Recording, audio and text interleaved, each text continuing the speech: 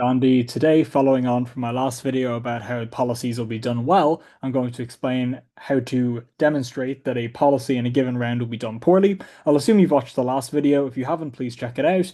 But here's just a very, very brief rundown. In motions where you are either supporting, opposing, or believing that a policy should be implemented, you need to explain how that policy will be enacted. Two sides may disagree about the manner in which it'll be conducted. If that happens, then the side that shows that their characterization or their image of the policy is likelier is in a good position to go on and win that debate, since it will inherently make the other side's arguments less persuasive and also make yours more resistant to engagement. With that said, as a closing team, it can often be useful to beat your opening teams by explaining which version of the policy is more likely to occur. And also, as a top half team, it can make sense to ensure that your analysis is more insulated against response and also to prevent a back half team from extending off of you if you just give a couple reasons for why your policy will be done well or done poorly, depending on which side you are on. Like with the last day, a couple of caveats. First, adapt the reasons for why the policy will be done poorly to the specific policy that you're defending. So, for example, a poor implementation of a resource mineral extraction deal with a MNC is likely to look very differently to a poor version of a abortion policy that you were implementing across a country, or something like the lowering of a voting age and things like this. You need to make sure that you give specific reasons for why the policy that you are implementing will be done poorly, done well, etc. In this case, done poorly, or what that might look like. So it looks differently for a country adopting nuclear energy to be done poorly than it does for going to war with another country to be done poorly. The second thing you should do is only run this argument when it's strategic, just as in the last video about being done well. If it is contentious within a round whether or not a policy is going to be done well or poorly, you should give reasons for why your version of the policy is likely to manifest. However, if both sides have broadly agreed on the way in which this policy is going to be done, or the other side is not going to try to contest you, or it seems unlikely that's going to be the determining factor in winning or losing the round, then you shouldn't waste your time and bank all of your energy on trying to win that aspect of the debate or trying to make that a core issue. You'll just seem kind of irrelevant. With that said, and with the caveats out of the way, how do you argue that a policy will be done poorly? The first thing to point out is a thesis statement, like any other good argument, where you explain that this policy will be executed in an ineffective and inappropriate manner. Makes the judge know where you're going. Then you go on to the first burden of the argument, and I would note that the burden structure of this argument is the exact same as the done well argument, just with different reasons. The first thing you need to explain is a characterization of what the hell you're even talking about in the first place when you say a policy will be done poorly. Here, there are two steps.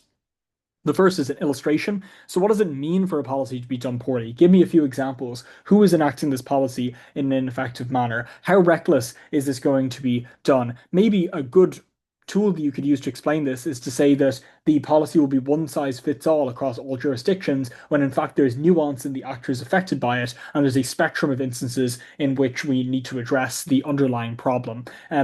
Conversely, in a argument showing that a policy will be done well, you can explain that it'll be a tool in the toolbox. I should have mentioned that in the last video. But for example, what does it mean for a intervention to try to claim Greenland to be done poorly? Does it mean it will be done hastily and without buy-in from people on the ground? Does it mean that will lead to a large number of civilian casualties without targeting? Does it mean that you're going to end up with military failure and the destruction of alliances? Things like this, or things like supporting the nationalization of the meat industry, for instance.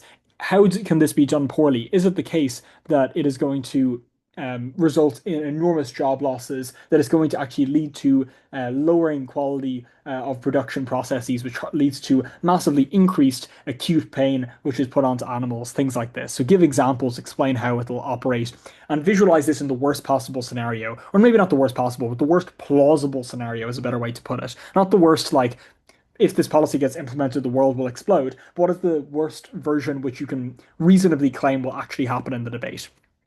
Next, you need to preempt what the other side will say. So the other side will say this policy will be done well. Here you need to trade off. Look, maybe in a couple instances, this will actually be an effective way of doing things. Maybe it will be effective for a couple of farms if they are nationalized. However, in the majority of instances, it's going to be done in a disastrous manner, which leads to both economic destruction, environmental damage, and also the direct slaughter of animals involved. Things like this. So you can accept that there is a degree to which the other side is true, and also argue that your side is occurring in a greater scope of instances, and the instances where it happens, the harm is so severe that we ought to avoid it at all costs.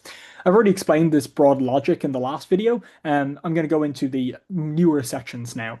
So the first is on incentives. So what are the reasons why you might want to do a policy poorly? The first is unaccountability, which is that policymakers are often bureaucrats appointed on long-term contracts and that their roles are the result of political horse trading. There's strong unionization, which means their jobs are safe. People can't sustain outrage over an election cycle, as our attention spans and media cycles are short-term, meaning that we fail to punish ineffective leaders at the ballot box. This means that these policymakers lack an incentive to do things well. They will not be punished for doing it poorly.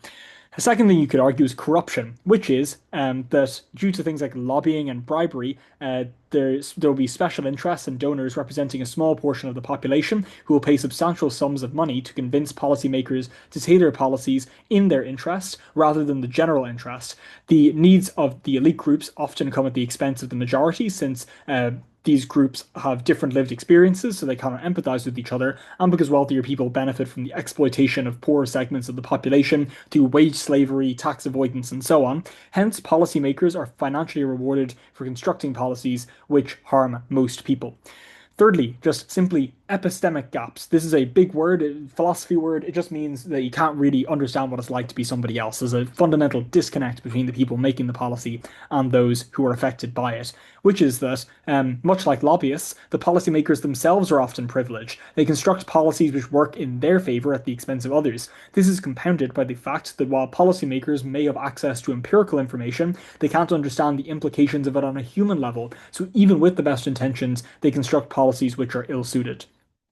The last thing you could argue in terms of incentives is that there's just hastiness here, that there's often an incentive to push out policies quickly to satisfy popular pressure, particularly reactive policies or policies which are lower down the government agenda, just so you can clear them off and get on with your more important priorities. Hence, in a bid to increase speed, simplifications are made. Marketable elements and flashy headlines take precedence over granular details. Small mistakes are made and never amended. The policy is not sufficiently nuanced, meaning that vastly different jurisdictions are subject to the same treatment.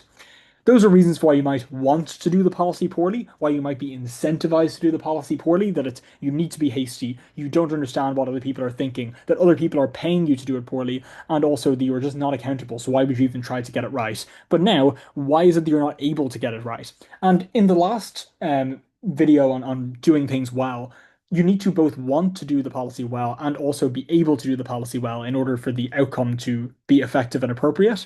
However, if you are explaining that a policy is done poorly, you just have to prove one of these two things. So if people really want to get it done right, but they just can't, they don't have the capacity, then you're not going to get good policy. If people have every single opportunity to do the policy well, but they don't care at all, then they're not going to do it well.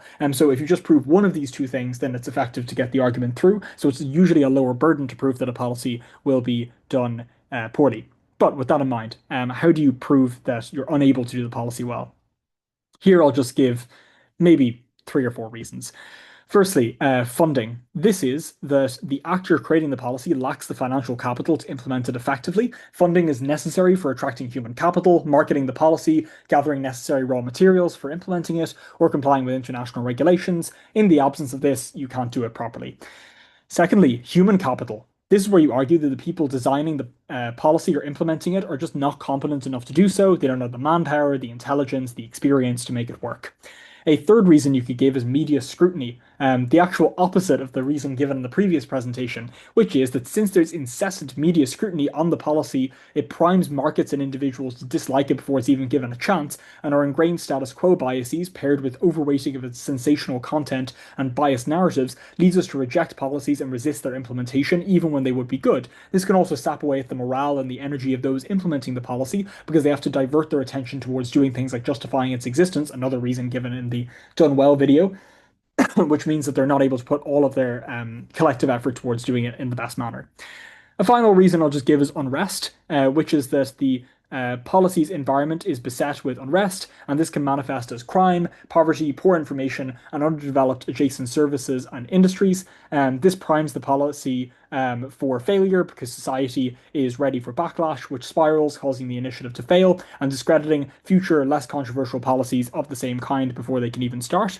Um, Oh yeah, one last thing I have in here is unpredictability, which is that even if you are generally able to do things quite well, there's just variables outside of your control which can mean that a policy is unable to work out the way that you properly plan. So, for example, if you're a small country implementing an economic policy, but you're in a international market environment which is highly volatile, there's every chance that it just won't work out the way that you wanted it to. Or if you are a actor who's relying on basically things like stability in terms of your access to resources, but those resources could suddenly run out, then that's something which could be outside of your control. If there's a government that is going to come in and potentially roll back your policy in a period of time midway through, or not even roll it back necessarily, but just put in other countervailing policies which counteract the effect you're trying to bring in, then that can also make it very difficult for you to get your positive effects out of it. So unpredictability is a good reason to put in because even if you have general capacity, like you do have some funding, you have some decent people working for you, you aren't being constantly abused by the media, and you're not going into a complete war zone of unrest, there's still just a lot of things you can't predict, and it means that things won't work out the way that you had planned. A response to this could be contingency planning from the other side. Then you could say the human capital isn't there in order to get the contingency planning, blah, blah, blah. It becomes a whole big clash. But I hope that gives you a sense of the reasons you could give for why the incentives and capacity might not be right to implement a policy. And thanks very much. I'm going to stop talking about policies being done well and done poorly at this stage. I think that you kind of got the point. Next, we'll be moving on to some more kind of juicy, maybe less just pure stock arguments. They'll still be cross-applicable, but just not like argument, well, at least arguments that are applicable to specific motions with specific reasons that are tied to real-world contexts and examples, rather than the soulless stock, which you need to know and you need to work on, and you know it's important to have in your arsenal, but can be quite draining at times. So hope you really enjoyed anyways. And yeah, best of luck running your kind of boring, done well and done poorly extensions in future rounds. Hopefully you don't do it against me. See ya.